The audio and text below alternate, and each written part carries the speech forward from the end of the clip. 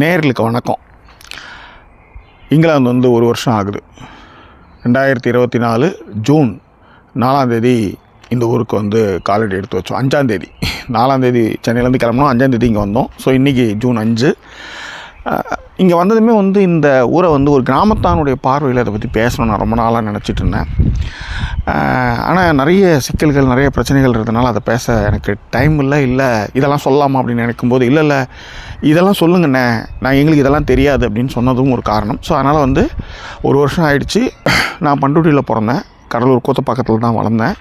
சென்னையில் என்னுடைய இளமை காலம். இப்போ இங்கிலாந்தில் நார்த் சைடில் டார்லிங்டன் என்ற ஒரு நகரத்தில் இருக்கேன். இந்த டார்லிங்டன் தான் வந்து 200 வருடங்களுக்கு முன்பாக ட்ரெயின் ஓடின முதல் நகரம். இது தான், இங்கே தான் ட்ரெயின் கண்டுபிடிக்கப்பட்டது. இங்கே தான் ட்ரெயின் வந்து முதலாக ஓடின ஒரு நகரம். அந்த ஊரில் நான் இருந்து இப்போ உங்கள் கூட பேசிகிட்ருக்கேன். யூகே பற்றின நிறைய வீடியோக்கள் இருக்கலாம், ஆனால் இதை எல்லோரும் பார்ப்பாங்களான்னு தெரியாது. என்னுடைய ஃபாலோவர்ஸ் அது அவங்களுக்கு வந்து நிறைய விஷயங்கள் தெரியல. ஏன்னா கருவேப்பிலை கிடைக்குமாண்ணே, கசகசா கிடைக்குமாண்ணெல்லாம் கேள்வி கேட்டுட்ருக்காங்க.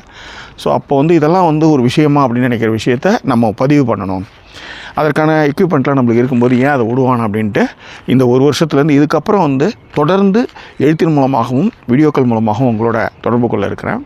தினமும் ஒரு வீடியோ அப்லோட் பண்ணலான்ற ஒரு மைண்ட் செட்டு பார்ப்போம். அதனால் வழக்கம் போல் உங்கள் ஆதரவை நீங்கள் கொடுக்கணும்.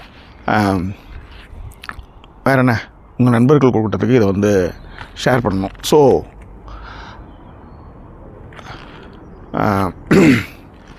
இப்போ இங்கிலாந்தில் நம்ம வந்து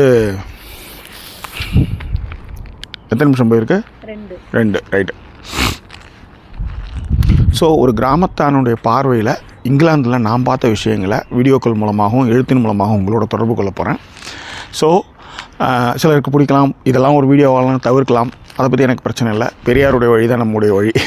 நம்முடைய வேலையை நம்ம செஞ்சுக்கிட்டே இருக்கணும். வர்றது வராது, போகிறது புரிஞ்சுக்கிறது அவங்கவுங்க இஷ்டம். ஆனால் என்னுடைய மன திருப்திக்கு இதெல்லாம் பண்ணிகிட்ருக்கேன். ஸோ தொடர்ந்து வீடியோக்களில் சந்திப்போம். சப்ஸ்கிரைப் பண்ணாதவங்க இந்த சேனலை சப்ஸ்கிரைப் பண்ணுங்கள், லைக், கமெண்ட், ஷேர் பண்ணுங்கள். உங்களுடைய நண்பர்களுக்கும் இந்த வீடியோ சுவாரஸ்யமாக இருந்தால் ஷேர் பண்ணுங்கள். ரைட். உங்களிடம் நன்றி கூறிய வருது உங்கள் ஜாக்கி சேகர். நன்றி, வணக்கம்.